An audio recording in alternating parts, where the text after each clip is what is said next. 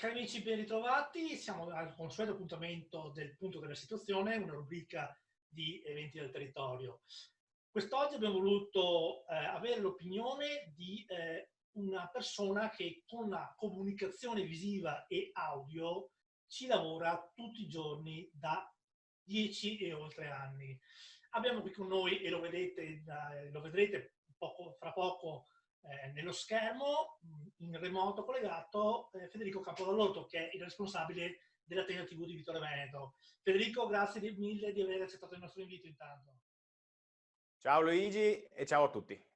Perfetto. Federico, da te volevamo sapere come si sta evolvendo o come avete risolto comunque, se ce ne fossero stati, i problemi di comunicazione per creare comunicazione o eventi televisivi in questo periodo di Covid. Beh, diciamo che le problematiche, come per tutti i settori, sono state molteplici. Beh, innanzitutto, se torniamo indietro ormai di un paio di mesi, tornando indietro di un paio di mesi, beh, un po' di spaesamento all'inizio c'è stato e quindi c'era una sorta di presa di coscienza di quali erano i limiti entro cui si poteva stare per continuare a lavorare, per continuare a fare informazione, per continuare a produrre dei programmi, per continuare a fare anche comunicazione su diverse piattaforme, tenendo presente però di tutte le limitazioni che c'erano state imposte e che ci sono comunque tuttora. Quindi all'inizio una presa di coscienza, poi ovviamente come tutti ci siamo messi ad utilizzare questi escamotage, cioè tutti questi programmi che ci consentono di videocollegarci semplicemente con un cellulare, cose che io nei mesi, negli anni scorsi ho sempre cercato di evitare perché l'abbiamo visto, lo stiamo vedendo, la rete è piena di risorse, però insomma ci sono ancora, soprattutto insomma qui in Italia, dei problemi proprio di rete, di connessione e quindi ho sempre cercato appunto in questi anni di fare le interviste di persona, anche perché comunque la relazione interpersonale ti permette di avere un altro tipo di rapporto.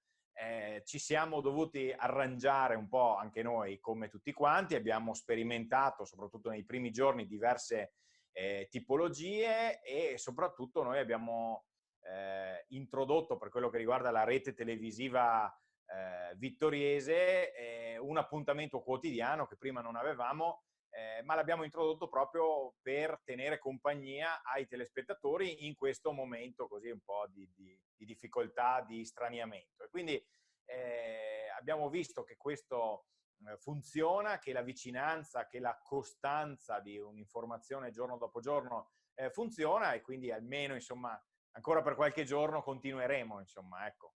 Federico, poc'anzi lo hai detto anche tu, lo hai sottolineato, televisione è anche il comunicare a personam. Lo abbiamo visto, è indispensabile nelle conferenze stampa, è indispensabile in alcune occasioni. Come ci si interfaccia con la persona che si ha davanti, quando è necessario averla davanti? Beh, allora, cioè, sono due cose diverse, nel senso che il poter intervistare la persona così frontalmente con le metodologie che sono sempre state uguali fino a un paio di mesi fa, ti permette comunque di così carpire anche in base a determinate espressioni, magari quello che ci si dice prima, dopo l'intervista, ti permette insomma di modificare un po' anche il contenuto insomma dell'intervista, andare magari ad approfondire delle tematiche che potrebbero passare in secondo piano. Il fatto di essere a distanza, magari poi con dei blocchi dell'immagine, dei blocchi nell'audio, oppure dei ritardi, eccetera, a volte complica un po' tutto questo. C'è da dire però che dobbiamo ringraziare il Signore di aver avuto, insomma, tutte queste possibilità e ormai i programmi, insomma, che ci permettono, citiamo qualcuno, da WhatsApp a Skype a Zoom e avanti, insomma, ci hanno permesso in queste settimane di sentirci un po' meno soli e un po' più vicini anche alle persone che non possiamo incontrare così normalmente, perché questo non ci viene concesso. Io dico sinceramente, fino a 2 mesi fa, sì, avevo fatto qualche videochiamata, ma insomma non poi così di frequente, e anzi mi ero spesso lamentato perché insomma ogni tanto l'immagine si scompone, eccetera. Perdonami, ma venendo da una formazione televisiva cerco di far sì che l'immagine, insomma, per quanto possibile sia buona, l'audio per quanto possibile sia buono. Purtroppo in questo momento lo vediamo anche nelle grandi reti televisive, nei grandi network, diciamo siamo tutti sulla stessa barca, tutti con i problemi di connessione, eccetera. Questa è una cosa che ci tra virgolette rallegra, siamo tutti nella stessa barca, insomma. Tutti nella stessa barca, tutti uguali, Rai 1 come la Tenda TV, come tutti gli altri, possono avere dei piccoli problemi, insomma, di connessione, però insomma cerchiamo comunque di vedere sempre il bicchiere mezzo pieno, ecco. Mi è fatto apposta venire in mente una domanda che volevo farti. La connessione è un problema veramente grave qui in Italia? Beh, diciamo che sì, allora, rispetto ad altri paesi io ho un ricordo di una chiamata Skype fatta, penso ancora una 7-8 anni fa, insomma, fatta con l'America.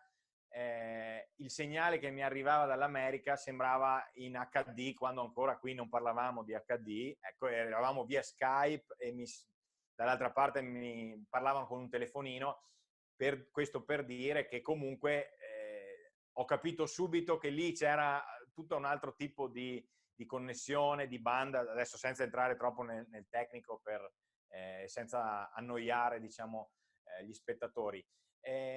Diciamo che qui forse siamo andati avanti un po' a rilento, ecco, io vi parlo da Vittorio Veneto, per fortuna abbiamo la fibra ottica, che però in queste settimane, in questi mesi è stata messa comunque a dura prova, perché ovviamente tutti si sono riversati sulla rete,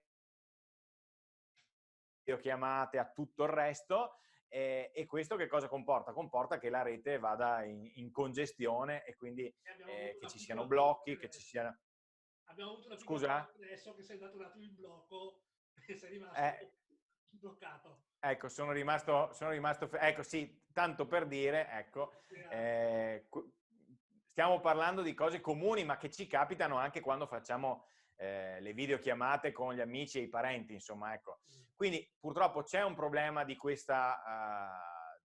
della rete, insomma, che non è fantastica. Diciamo che alla rete, quella classica in rame, diciamo così, si aggiunge per fortuna il 4G, si parlerà di 5G a breve, quindi c'è quella mobile, che però insomma sono sempre cose un po' precarie. Speriamo che si possa fare tesoro da questa emergenza che stiamo vivendo, che stiamo ancora vivendo, e quindi che si possa investire non appena sarà possibile, che si possa investire anche per potenziare, insomma, la rete internet, web, eccetera. Federico, noi ti ringraziamo. Prima di farti fare i saluti ai telespettatori che ci stanno seguendo, un'ultima domanda. Ormai circola voce che le Proloco abbiano quasi rinunciato agli eventi per quest'anno, ma secondo te, se nell'eventualità, e ci auguriamo il più presto possibile, si dovesse tornare a ricreare qualche evento, saremmo in grado, noi italiani siamo molto, molto affettuosi dal punto di vista interpersonale, saremmo in grado di mantenere le distanze fino a quel momento e poi di riappropriarci comunque di questa qualità che abbiamo? Allora, io non faccio il chiaro veggente e quindi non so dare una risposta, o meglio, temo che il percorso verso la normalità, diciamo così, sia ancora lungo. E ovviamente a soffrirne maggiormente saranno, come giustamente dicevi tu, gli organizzatori di eventi, le pro loco, eccetera, eccetera.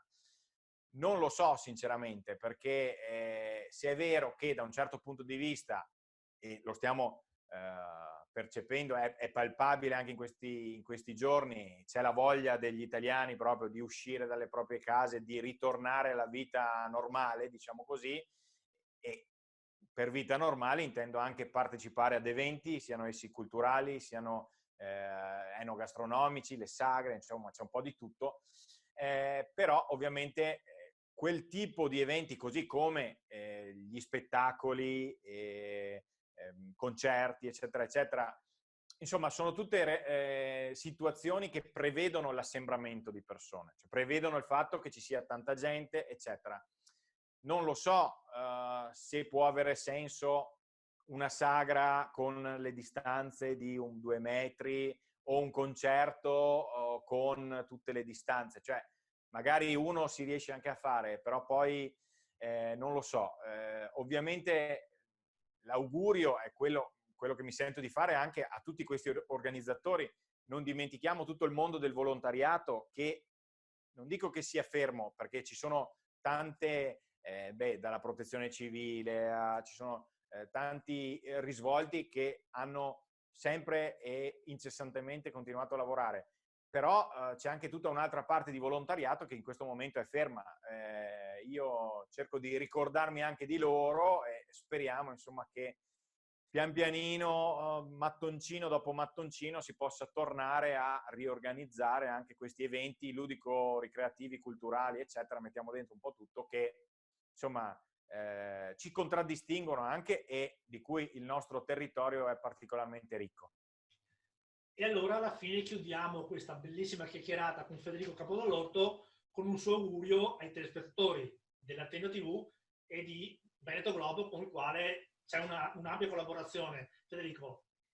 Intanto, prima di salutare, dico che anch'io ti vedo frizzato ogni tanto, quindi ti rilancio esattamente quello che mi hai detto prima. No, il saluto e l'augurio è quello ovviamente di intanto continuare a stringere i denti ancora per qualche giorno, per qualche settimana. Sappiamo, non entriamo in territori, in terreni minati, ma sappiamo insomma che è un momento non facile per tante categorie, ecco, è inutile negarlo. L'invito è quello di tenere duro, di continuare comunque a seguirci e seguire tutte le varie produzioni che si sono reinventate, come dicevamo all'inizio, in queste settimane. Insomma, speriamo di vedere un po' di luce in fondo al tunnel quanto prima. Federico Capodall'Orto, responsabile dell'Ateneo TV, noi ti ringraziamo tantissimo di questa piccola chiacchierata che hai voluto renderci partecipe e alla prossima, ci vediamo il prima possibile, magari festeggiando la ritrovata libertà. Speriamo. Ciao Luigi, ciao a tutti.